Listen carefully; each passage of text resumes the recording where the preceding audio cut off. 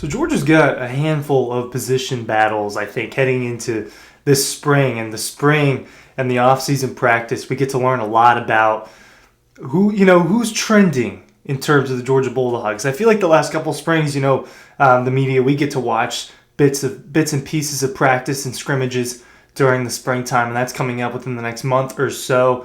And I think that Georgia's got they've got 3 spots in the defensive back room that they need to fill. I don't think they have a lot of question marks in terms of who are our best guys, but I think that the offensive line will have question marks in terms of what is our best combination of 5, because I definitely think that they're more than 5 deep in terms of the offensive line room. I think the running back spot, look, it's easy to say, hey, they brought in Trevor Etienne to replace Kendall Milton and Dejan Edwards, but it's also easier said than done when you talk about a duo that was in Athens for 4 years together, right? Obviously, they weren't the starters for 4 years, but they were contributors for 4 years. Wide receivers, they've got plenty of them. I think it'll be kind of a replace by committee in terms of tight end and Brock Bowers' production. I think that's also going to be kind of a replace by committee type of deal. And maybe the running back room will be like that as well. The linebackers and outside linebackers, it seems kind of set in stone to me, but we'll discuss it. I'm going to kind of fly through the depth chart a little bit, right? I should probably have that pulled up as well. I've got some other stuff pulled up, but I want to get that so I can make this a lot smoother. I'm going to run through this depth chart, and let's talk about which position battles Georgia's got to deal with this spring and just the offseason in general. One preface I'll say is even, the workouts that are going on right now, spring practice is going on right now, fall workouts, fall camp, and then you get into the season. No one's job is really safe, per se, unless you're just an absolutely elite player. No one's job is technically safe. They deal with that on a week in and week out basis during practice. You're subjected to lose your job every week if you're not practicing hard and meeting Georgia's standards on that side during the practice side of things, which the players would tell you can be a lot harder than the games. Ryan Clear from Dawg Post talking about some spring battles that I think we're going to see moving forward, some players that are going to be competing for a few of these spots. My thoughts on it before the spring actually gets under the way. And Dean, Matt, and myself will probably all do kind of a more extended version of this in the future. But I want to get some of these off before, like a little bit more ahead of time. Ryan, I almost said my name again, but real quick, your newsletter, that's down below. I'm linking it. We're doing a bunch of position previews. We're doing ahead of spring. We've got what we're hearing going on over at Dawg Post, where we're giving you tidbits. We're giving you insider information over at dawgpost.com. And if you don't want to miss out on that stuff, our newsletter is the best way to keep up with it because it hits your inbox every single day in your email inbox. 5-star Georgia fans. I'm quoting Matt. 5-star Georgia fans are signed up for the Dawg Post newsletter. Quarterback, there's obviously not competition. At running back, though, I think Trevor Etienne's obviously going to be the RB1. I think Branson Robinson's role in it depends on his health, so I don't want to comment too much on that. We don't know. We'll learn more in the spring.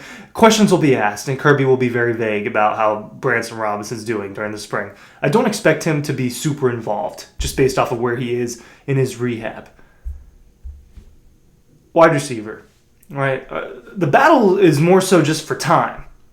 And I think what Georgia's going to do is rotate a lot of guys. But in the slot, Dominic Lovett is probably your starter. All right, I think he'll kind of quote-unquote replace Lab McConkey, even though they moved Lab McConkey all over the place. I think Dominic Lovett's your guy there. On the outside, I think Ra Thomas is going to get a lot of time. I think Dylan Bell's going to get a lot of time moving all around, right? Obviously a guy that they think is going to move, that they can put wherever they want, really. He's that type of player. And then I think you're going to get all the other guys mixing in. But those could be your main 3. We'll see how Kobe Young does. We'll see how Michael Jackson the third does, and we'll see how London Humphreys fit in. I think London Humphreys can fit in that inside role as well. That's where most of his clips come from over at Vanderbilt. But I think that's going to be more of a committee deal. And I'm not even talking about guys like Anthony Evans, who I think could take a step up. Arian Smith, who's been around for a long time. When you look at this offensive line, there is one position that they 100% need to fill, and that's Cedric Van Pran's center position. I don't know if it's much of a battle. I think Jared Wilson's not just going to get that job. He's earned that job. He was the backup center all year last year, a guy that they can play at guard as well. The thing about a few of the positions that they play at Georgia, they want you to be able to play more than one.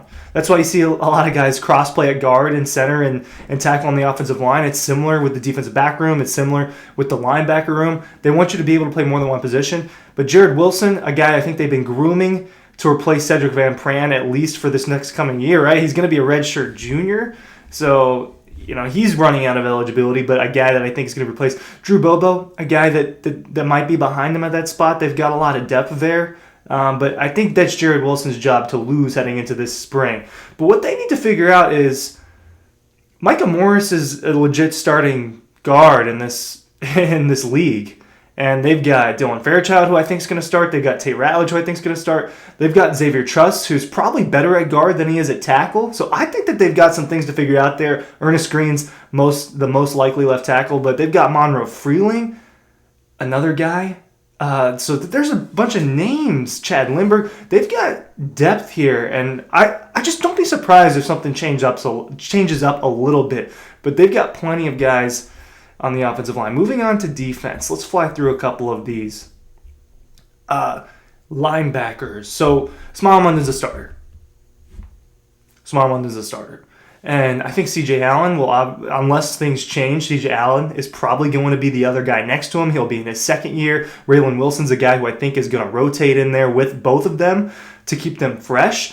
You've got some freshmen coming in that are really exciting. Chris Jones and Justin Williams, right? The 5-star from Texas. So they've got Chris Cole, I believe is his name. I misspoke there. But they've got a couple of freshmen that they're excited about. That 5-star prospect, Williams, being the main one at linebacker. But I think that Raylan Wilson and C.J. Allen rotate a little bit. Both very talented. C.J. Allen obviously was rotating a lot last year and then ended up taking over for Jamon Dumas-Johnson when he got hurt. Jamon Dumas-Johnson transfers to Kentucky. Smile London decides to come back. I think Georgia's linebacker room is really strong, and I think that those are kind of your main three guys on the inside heading into next year. And then the guy that you're going to see all over the place with versatility is Jalen Walker. I think you'll see him a little bit inside, but mostly on the outside. And but I think he's a guy that needs to be on the field. That when you talk about Jalen Walker, he might be their most impressive pass rusher. Outside linebacker. So Marvin Jones Jr. leaves, and it was Marvin Jones Jr. and Chaz Chambliss, kind of those main outside linebacker guys. Well, Chaz Chambliss is still going to get a lot of playing time.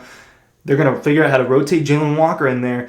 But a guy who I think is going to get a ton more playing time this year is Damon Wilson. He was number 35. I think you're going to see him as one of the main pass rushers next year. That's my guess. I think that he'll get some traction here in this spring.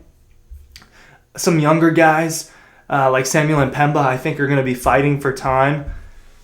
I want to touch really, really quickly. There's a lot of hype around Jordan Hall and Jamal Jarrett, but there's a ton of guys in this interior defensive line room, and Nazir Stackhouse and Warren Brinson returning. They're going to be the main two, but they're going to rotate, and there's a lot of hype around Jordan Hall, so watch out for that. Defensive backs. They've got to replace 3 starters. They got to replace Kamari Lassiter at corner. Let's talk about that first. I think the easy answer is that Dalen Everett and Julian Humphrey will be the 2 starting corners, but I'd be remiss to say this is going to be a battle. This is going to be at least a little bit of a battle. Dalen Everett obviously kind of won that job against Julian Humphrey to be the opposite starter on the other side of Kamari Lassiter, but they rotated those guys. And I think that Julian Humphrey at times looked better, honestly. When he started rotating in there and towards the end of the regular season, Julian Humphrey started to look better. He gets hurt, upper body injury, misses the rest of the season. Things get weird with him in the transfer portal, but I imagine that they at least told him that he has a good chance to start. If not, you're going to be one of the starters, right, for him to change his mind multiple times and then decide to stay at Georgia. So I would guess that third years, Julian Humphrey and Dalen Everett will be your 2 starters. But the freshmen are interesting to watch out for. Ellis Robinson, one of probably the highest corner prospect that they've ever signed, a top 5 guy in this class, top 5 overall, not top 5 corner, the number 1 corner. Ellis Robinson played at IMG Academy. Excited to watch him. He looks like he could be a bit of a freak. I think DeMello Jones, a guy that just earned a 5th star from On3. DeMello Jones, Swainsboro, right? I think that he he's a straight-up athlete, and I think he can compete for time in the defensive back room as well. Andre Evans, another guy that they're excited about. Safety. So they've got to replace two of them, and kind of, more so DB, because you got your nickel slot guy, call it a safety, call it a corner. It's someone that plays essentially in the slot during those nickel packages. It's called the star position for Georgia. It was Tyke Smith. He's going to be one of the highest-rated safeties in the NFL draft this year, along with Javon Bullard. So you've got the guy in the back they got to replace next to Malachi Starks, and you got the guy in the slot they've got to replace. Signs point towards Janelle Aguero being the star. I think that they could flirt with putting KJ Bolden there, a guy that's super athletic. They want athleticism and intelligence at that position. Janelle Aguero, a 5-star in Georgia's 2023 class, he kind of seems to be the guy that will most likely be the star. That he was the backup star last year, essentially. And I know that they really, really like Janelle Aguero. So that'd be kind of where I'm pointing to there. Their back-end safety, well, what do? They've got David Daniel, who's been around for a while. Is it going to be him? A lot of Georgia fans don't like David Daniel, and it's kind of been an up and down for him. He's had moments. He's had some bad moments. He's had some good moments. But they brought in Jake Pope, a safety from Alabama, a guy that certainly could be the starter for Georgia. So I think that's kind of a preview of some of the position battles. But yeah, there are some spots to fill on this Georgia football team. Thanks for watching.